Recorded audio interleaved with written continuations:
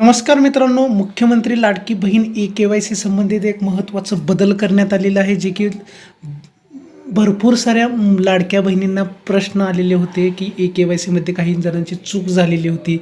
जे गोंधळात टाकणारे प्रश्न देण्यात आलेले होते, त्याच्यामध्ये सुद्धा आता बदल करण्यात आलेला आहे.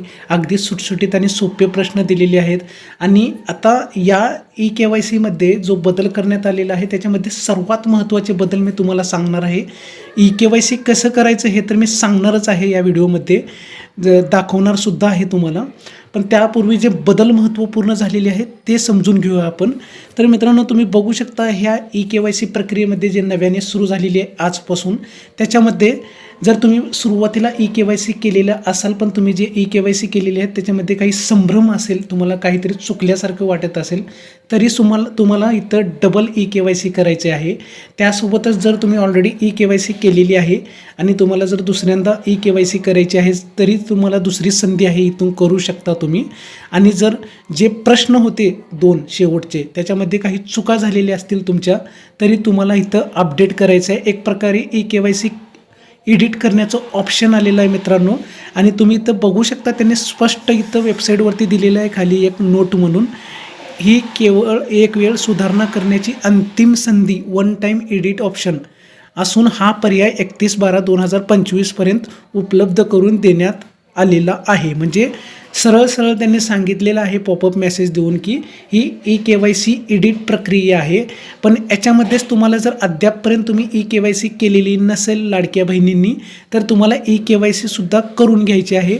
इथं पॉपअप मेसेजमध्ये तुम्ही बघू शकता, ई-के-वाय-सी प्रक्रिया राबवित असताना लाभार्थ्यांकडून पर्याय निवडताना संभ्रम असल्यामुळे ई-के-वाय-सी करताना चुका झाल्या असल्यास किंवा पती किंवा वडील हयात नसलेल्या तसेच घटस्फोटित लाभार्थ्यांची ई-के-वाय-सी प्रक्रिया पूर्ण करण्यासाठी आणि किंवा अद्याप ई-के-वाय-सी प्रक्रिया पूर्ण केलेली नसल्यास, अशा तिन्ही परिस्थितीत तुम्हाला आता ही ई-के-वाय-सी करून घ्यायची आहे.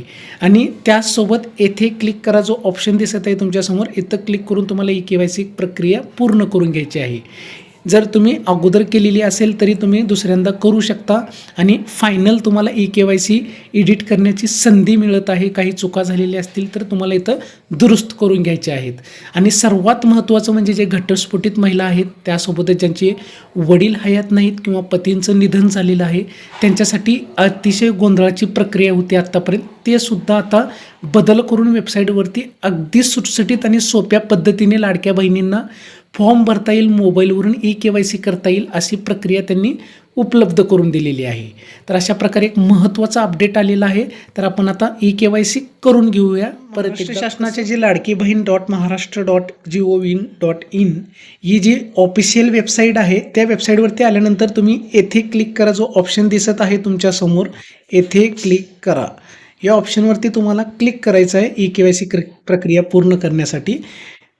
समोरच पूर्वीप्रमाणे तुम्हाला आधार नंबर, लाभार्थी महिलेचा आधार नंबर इथं टाकून घ्यायचा आहे. आधार नंबर टाकून घेऊन इथं कॅप्चा भरायचा आहे. कॅप्चा भरल्यानंतर खाली स्क्रोल करून आल्यानंतर इथं तुम्हाला आधार वापरण्यासाठी गव्हर्नमेंट साईडला परमिशन द्यायचं आहे मित्रांनो.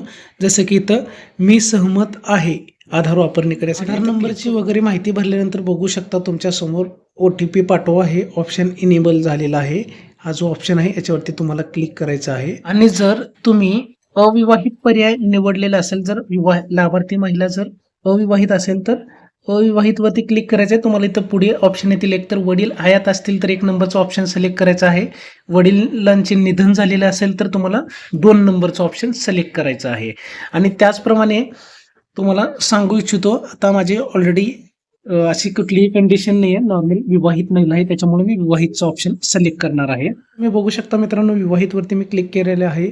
पती हयात आहेत असं मी ऑप्शन निवडलेलं आहे. त्यानंतर आता इथं पूर्वीप्रमाणे जो ऑप्शन होता पतीचा आधार इथं तुम्हाला टाकून घ्यायचा आहे. त्यानंतर कॅप्चा भरायचा आहे. परत इथं सहमती, मी सहमत आहे हे ऑप्शन भरून OTP पाठवा ऑप्शन क्लिक करायचं आहे. पतीच्या आधारचं OTP आल्यानंतर मित्रांनो तुम्हाला लगेच तसंच ज्याप्रमाणे आत्ता आपण OTP भरलेलं होतं लाभार्थी महिलेचं, त्याचप्रमाणे इथं तुम्हाला तो OTP टाकायचा आहे. जो आधारला पतीच्या लिंक आहे मोबाईल नंबर त्याच्यावरती गेलेला असेल आणि इथं सबमिट या ऑप्शनवरती क्लिक करायचे आहे तुम्हाला. OTP इथं टाकल्यानंतर एक समोरचा सर्वात महत्त्वाचा जे बदल झालेला आहे ते म्हणजे आत्तापर्यंत जे अगोदर EKYC प्रक्रियेमध्ये जे गोंधळात टाकणारे प्रश्न होतं ते आता रिमूव्ह करण्यात आलेले आहेत, प्रश्न काढून घेण्यात आलेले आहेत. त्याच्या जागी आता सुटसुटीत आणि अगदी कळेल समजेल असं प्रश्न टाकण्यात आलेले आहेत. दोन्ही प्रश्न बदलण्यात आलेले आहेत. तर आता बघू शकता इथं फक्त तुम्हाला सेंटेन्स पूर्ण करायचं आहे, हो किंवा नाही याचं उत्तर देऊन. जसं की पहिला प्रश्न बघू शकता, काळजीपूर्वक निवडायचे तुम्हाला क्वेश्चन. त्याच्या अगोदर तुम्हाला जात प्रवर्ग निवडायचा इकडं आणि तुमचा प्रवर्ग सामाजिक प्रवर्ग कुठला आहे तो तुमचा निवडू शकता. मी आता सर्वसामान्य त्याच्यामुळे सर्वसामान्य निवडत आहे. त्यानंतर पहिलं प्रश्न बघा, माझ्या कुटुंबातील सदस्य नियमित कायम कर्मचारी म्हणून सरकारी विभाग, उपक्रम, मंडळ, भारत सरकार किंवा राज्य सरकारच्या स्थानिक संस्थेमध्ये कार्यरत आहे किंवा नाही टाकायचं आहे तुम्हाला. नाही करायचं या प्रश्नाचं उत्तर तुम्हाला. कारण कुठल्याही सरकारी कर्मचारी किंवा राज्य सरकारच्या स्थानिक संस्थेमध्ये कार्यरत नाहीत. सरळ सरळ अगोदर आपण गोंधळात टाकणारे प्रश्न होते त्याच्यामुळे त्याच्यानुसार आपण उत्तर दिलेले होते. आता हे प्रश्न वेगळे आहेत म्हणून उत्तरं तुम्हाला सुद्धा वेगळी टिक करायची आहेत. हे झालेलं आहे. त्यानंतर तुम्हाला बी क्वेश्चन बघू शकता, माझ्या कुटुंबातील सदस्य नियमित कायम कर्मचारी म्हणून सरकारी विभाग, उपक्रम, मंडळ, भारत सरकार किंवा राज्य सरकारच्या स्थानिक संस्थेमधून सेवानिवृत्तीनंतर निवृत्ती वेतन घेत नाहीत. म्हणजे इथं सुद्धा नाही हा ऑप्शन तुम्हाला सिलेक्ट करायचा आहे. तुमच्याप्रमाणे तुम्ही करू शकता. जर तुम्ही लाभ घेत असाल तर आहे करायचं, लाभ घेत नसेल तर नाही करायचं. दोन्ही प्रश्नामध्ये सेम कन्सेप्ट आहे. तुम्ही दोन्हीही क्वेश्चनला नाही करा आणि त्याचबरोबर खालचं टिक करायचं आहे, कारण तुम्ही ए आणि बी मध्ये जे दिलेली आन्सर आहेत ते खरी आहे माहिती, खोटी आढळल्यास खोटी माहिती दिल्यास त्यानुसार कारवाईस पात्र राहणार. तुम्ही त्या संबंधित एक इथं नोट दिलेले आहे त्यांच्याकडून. नाही नाही हे ऑप्शन दोन्ही सिलेक्ट केल्यानंतर खाली सबमिट हा ऑप्शन आहे त्याच्यावरती तुम्हाला क्लिक करायचं आहे. त्यानंतर तुमच्यासमोर एक पॉपअप मेसेज मित्रांनो आलेला आहे, तुमची EKYC पडताळणी यशस्वीरित्या पूर्ण झालेली आहे. अशा प्रकारची EKYCचं एक मेसेज आलेला आहे मित्रांनो, सक्सेसफुली झालेलं. अशा प्रकारे अगदी 2 मिनिटात तुम्हाला मोबाईलवरून EKYC करून घ्यायचं आहे. नव्याने EKYC करू शकता.